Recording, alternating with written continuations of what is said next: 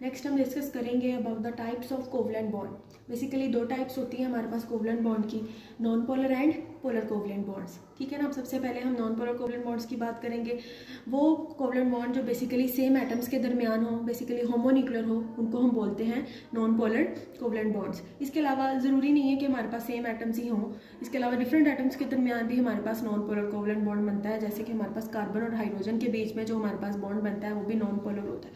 ठीक है ना। बेसिकली जनरल जो डेफिनेशन है वो हम इस तरह से करते हैं, बिटवीन द सेम एटम्स के दरमियान हमारे पास जो बॉन्ड बनता है कोवलेंट बॉन्ड, उसको हम बोलते हैं कि नॉन पोलर कोवलेंट बॉन्ड है। ठीक है। बेसिकली जो हमारे पास इलेक्ट्रॉन्स की जो डिस्ट्रीब्यूशन होती है, इलेक्ट्रॉन की जो शेयरिंग होती है नॉन पोलर कोवलेंट बॉन्ड में वो इक्वल होती है, equal sharing of electron pair. ठीक है ना। इलेक्ट्रॉन पेयर की इक्वली शेयरिंग होती है बिटवीन द बॉन्डेड एटम्स। ठीक है ना। अब मेजर जो डिफरेंस यहाँ पे आ जाएगा नॉन पोलर और पोलर में, बेसिकली जो नॉन पोलर में एटम्स इन्वॉल्व होंगे उनकी जो इलेक्ट्रोनेगेटिविटी होगी वो ऑलमोस्ट सेम होगी, जो मेन चीज़ है हमारे पास नॉन पोलर और पोलर के बीच में। ठीक है। नॉन पोलर को हम इस तरह से भी डिफाइन कर सकते हैं कि हमारे पास सेम एटम्स के दरमियान बन रहा है या फिर डिफरेंट एटम्स के दरमियान नॉन पोलर कोवलेंट बॉन्ड बन रहा है।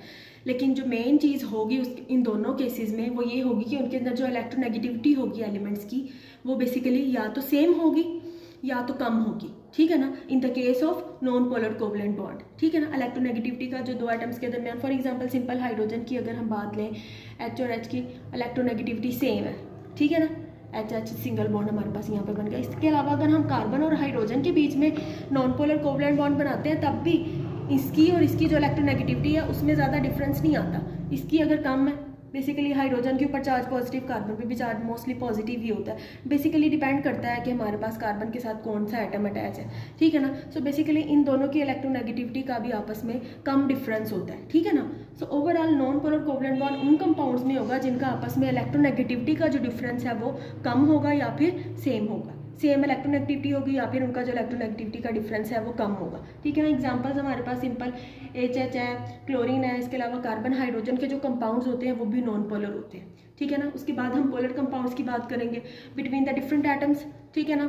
जो हमारे पास कोवलेंट बॉन्ड है जो बिटवीन डिफरेंट एटम्स बने, ठीक है ना, उसको हम बोलते हैं पोलर कोवलेंट बॉन्ड। यहाँ पर भी हम इलेक्ट्रोनेगेटिविटी की बात करते हैं, लेकिन जितना ज़्यादा इलेक्ट्रोनेगेटिविटी का डिफरेंस होगा उतना ही ज़्यादा स्ट्रॉन्गर हमारे पास यहाँ पे बॉन्ड बनेगा।